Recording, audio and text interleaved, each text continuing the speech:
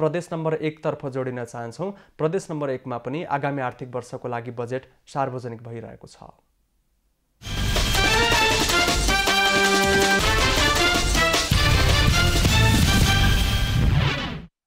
तथा वित्तीय हस्तान्तरणबाट जम्मा रु 30 अर्ब 20 करोड 79 लाख खर्च बेहोरिनेछ। बाँकी अपुग रकम नगद मौजुदाबाट रु 2 अर्ब तथा वैदेशिक अनुदानबाट रु 26 करोड 13 लाख बेहोरिनेछ। माननीय सभामुख महोदय, अब म आगामी आर्थिक वर्ष 2078-79 को राजस्व परिचालनको नीति तथा कार्यक्रम प्रस्तुत गर्दछु। आगामी आर्थिक वर्षको राजस्व नीति र करका दरहरू निर्धारण गर्दा निम्न अनुसारको राजस्व परिचालन नीति अंगीकार गरेको छु। करको दर भन्दा दायरा विस्तारलाई प्राथमिकता दिई करको दायरालाई फराकिलो बनाउँदै लैजाने,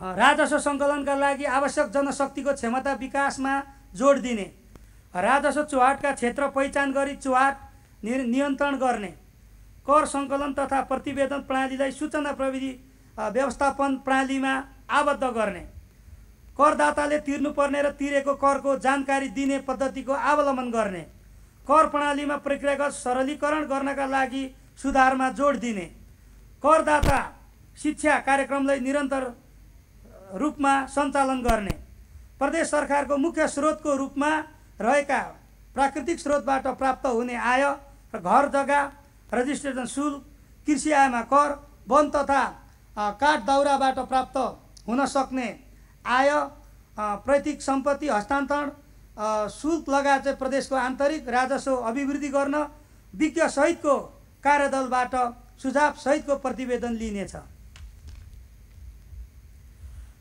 निजी वनको उत्पादकत्व अभिवृद्धि कार्यक्रम मार्फत वन पैदावारको उत्पादन र सदुपयोगमा सुधार ल्याउँदै निजी वनबाट कटान भई बिक्री हुने गोलिया काठमा वन कार्यालयहरूबाट छोटपुर्जी हुँदाका बखत प्रति क्युबिक फुट र साल र खयरका हकमा रु 5 र अन्य प्रजातिमा रु 2 प्रदेश सेवा शुल्क लाग्ने व्यवस्था गरेको छु।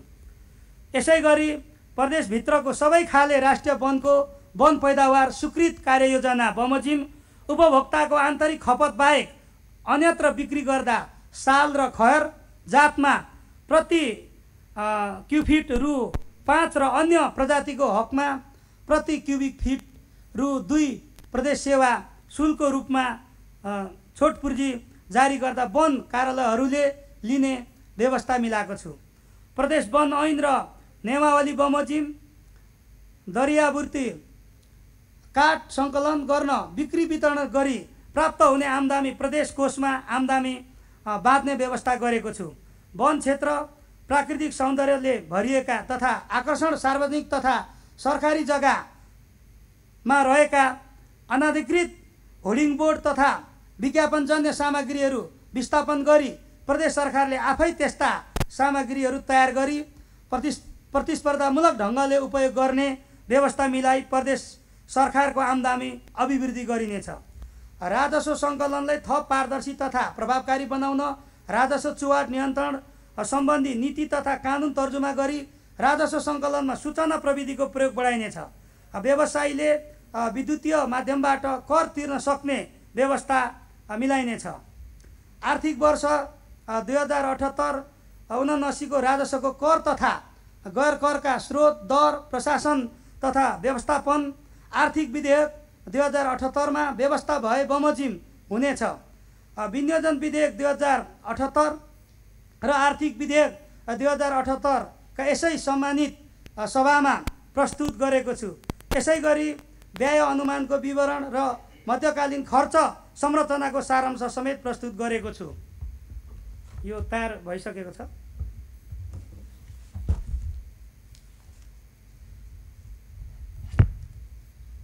बजेट कार्यान्वयन खर्चको मितव्ययिता तथा प्रभावकारिता। माननीय सभामुख महोदय, आगामी आर्थिक वर्ष 2078-79 को बजेट कार्यान्वयनका देहाबमोजिम हुनेछन्। आर्थिक तथा वित्तीय अनुशासन पालनाका लागि आर्थिक कार्यविधि तथा वित्तीय उत्तरदायित्व विधेयक प्रदेश सभा समक्ष यसै अधिवेशनमा पेश गरिनेछ। बजेट कार्यान्वयनलाई जिम्मेवार र जवाबदेही बनाउन आगामी आर्थिक वर्षबाट अनिवार्य रूपमा माथिल्लो पदाधिकारीदेखि अधिकृत तहसम्म कार्य सम्पादन सम्झौता गरिनेछ। कर्मचारीको कार्य सम्पादनको मूल्याङ्कन कार्य सम्पादन सम्झौताको आधारमा गरिनेछ। आर्थिक वर्ष सुरु हुनु अगावै बजेट तथा कार्यक्रमको कार्यान्वयन कार्य योजना सबै मन्त्रालय तथा निकायहरूबाट स्वीकृत गरी कार्यान्वयनमा ल्याइनेछ। सबै मन्त्रालय तथा निकायहरूले बजेट स्वीकृत भएको 15 दिनभित्र खरिद योजना स्वीकृत गरिसक्नु पर्नेछ। सबै मन्त्रालयहरूले बजेट तथा कार्यक्रम कार्यान्वयनका लागि आवश्यक नियमावली निर्देशिका कार्यविधि मापदण्ड संशोधन गर्नु पर्ने भए आगामी आर्थिक वर्षको श्रावण मसान्तभित्र र नयाँ तर्जुमा गर्नु पर्ने भए पहिलो त्रैमासिकभित्र स्वीकृत गरिसक्नु पर्नेछ। स्वीकृत आयोजनाहरू समयमा नै सम्पन्न गर्न जिम्मेवार अधिकारीले बोलपत्र आह्वान गर्न, मूल्याङ्कन गर्न तथा खरिद सम्झौता गर्ने कार्य आर्थिक वर्षको पहिलो त्रैमासिक अवधिभित्रै गरिसक्नु पर्नेछ। आर्थिक मामिला तथा योजना मन्त्रालयले आवधिक रूपमा बजेट तथा कार्यक्रम कार्यान्वयनको समीक्षा गर्नेछ। सबै निकायहरूले सार्वजनिक खर्चमा मितव्ययता कायम गर्ने सम्बन्धी मापदण्ड 2077 को पालना गर्नुपर्नेछ। सबै निकायहरूले आन्तरिक नियन्त्रण प्रणाली स्वीकृत गरी लागू गर्नुपर्नेछ भने आर्थिक मामिला तथा योजना मन्त्रालयले खर्चको मापदण्ड बनाउनेछ। कार्यक्रम तथा आयोजनाहरूको नियमित रूपमा अनुगमन गरी समय सीमाको पालना तथा गुणस्तरको सुनिश्चितता गर्नुपर्नेछ। कोभिड-19 महामारीको कारण प्रदेश सरकारको स्रोत प्राथमिकताका रूपमा स्वास्थ्य क्षेत्रमा प्रभाव गर्नु परेको अवस्था तथा स्रोतमाथि परेको चाप समेतका आधारमा आगामी आर्थिक वर्ष 2078-79 मा पदाधिकारी तथा कर्मचारी बैठक भत्ता प्रदान गरिने छैन। माननीय सभामुख महोदय, आर्थिक वर्ष 2076-77 को यथार्थ खर्च, आर्थिक वर्ष 2077-78 को संशोधित अनुमान र आर्थिक वर्ष 78-79 को आय व्ययको विवरण अनुसूचीमा उल्लेख गरेको छु। चालु आर्थिक वर्षको मन्त्रालयगत प्रगति विवरण समेत अनुसूचीमा रहेको छ। आगामी आर्थिक वर्ष कोभिड महामारीको नियन्त्रणमा क्रमशः सुधार हुँदै जाने, सबै नागरिकले खोप प्राप्त गर्ने, स्वास्थ्य प्रणाली तथा संरचनाको विकास हुने, आर्थिक गतिविधिहरू वृद्धि हुँदै जाने अपेक्षा गरेको छु। फलस्वरूप प्रदेशको आर्थिक वृद्धि दर 6% को हाराहारीमा हुने अनुमान गरेको छु। धेरै प्रकारका असहजता र प्रतिकूलताका बावजुद वर्तमान सरकारले लिएका नीतिको कार्यान्वयनबाट प्रदेशका जनतामा सिर्जना भएको उत्साह तथा आर्थिक तथा सामाजिक विकासको लयलाई कायम राख्दै आगामी आर्थिक वर्षको बजेटले स्वच्छ सुखी समुन्नत प्रदेशको आकांक्षा पूरा गर्न ठोस योगदान पुर्याउने मेरो विश्वास छ। कोभिड-19 सँग डटेर जुझ्नुपर्ने यस सङ्कटको घडीमा राजनीतिक दल, जनप्रतिनिधि, सामाजिक सङ्घ संस्था, निजी क्षेत्र, सञ्चार जगत तथा नागरिक समाजलाई आफ्नो ठाउँबाट सकारात्मक भूमिकाका लागि म हार्दिक अनुरोध गर्दछु। मैले प्रस्तुत गरेको आगामी आर्थिक वर्ष 2078-79 को बजेटको कार्यान्वयनबाट कोरोनाको जोखिम न्यूनीकरण गर्दै सबै प्रकारका रोगबाट नागरिकको जीवन रक्षा गर्न आवश्यक पूर्वाधार उपकरण तथा जनशक्तिको व्यवस्था, महामारी नियन्त्रण गर्दै आर्थिक गतिविधि सञ्चालन, श्रम बजारमा आउने व्यक्तिलाई काम र रोजगारीको अवसरको उपलब्धता तथा जीवन चक्रमा आधारित सामाजिक सुरक्षा एवं संरक्षण प्राप्त भई लोक कल्याणकारी राज्यको स्थापनामा ठोस योगदान पुग्ने अपेक्षा गरेको छु। अन्त्यमा बजेट तर्जुमा गर्दा मार्गदर्शन गर्नुहुने माननीय प्रदेश प्रमुखज्यू, माननीय मुख्यमन्त्रीज्यू, प्रदेश सभाका माननीय सभामुखज्यू, उपसभामुखज्यू, माननीय मन्त्रीज्यूहरू प्रति हार्दिक आभार प्रकट गर्दछु। बजेट तर्जुमाको क्रममा उपयोगी सुझाव प्रदान गर्नुहुने राजनीतिक दल, अर्थविद, निजी क्षेत्र, सहकारी क्षेत्र र नागरिक तथा आम सञ्चार जगतलाई हार्दिक धन्यवाद ज्ञापन गर्दछु। बजेट तयारीमा संलग्न सबै मन्त्रालयका कर्मचारीहरूप्रति हार्दिक धन्यवाद दिन चाहन्छु। साथै बजेट कार्यान्वयनमा समेत सबैको रचनात्मक सहयोग रहने अपेक्षा समेत गरेको छु। धन्यवाद।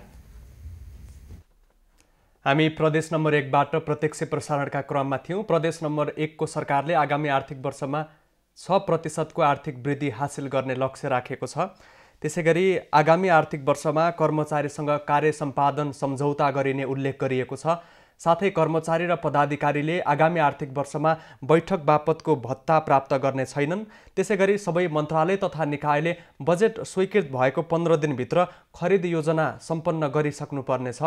त्यसैगरी स्वीकृत आयोजना सम्पन्न गर्नको लागि आर्थिक वर्षको पहिलो त्रैमासिकसम्मको समय निर्धारण गरिएको छ। सार्वजनिक खर्चको न्यूनीकरण, बजेटको मितव्ययताको अध्ययन गर्नको लागि विभिन्न निकाय गठन गर्ने सोहीअनुसार कानुन तर्जुमा भएको समेत जानकारी प्राप्त भएको छ।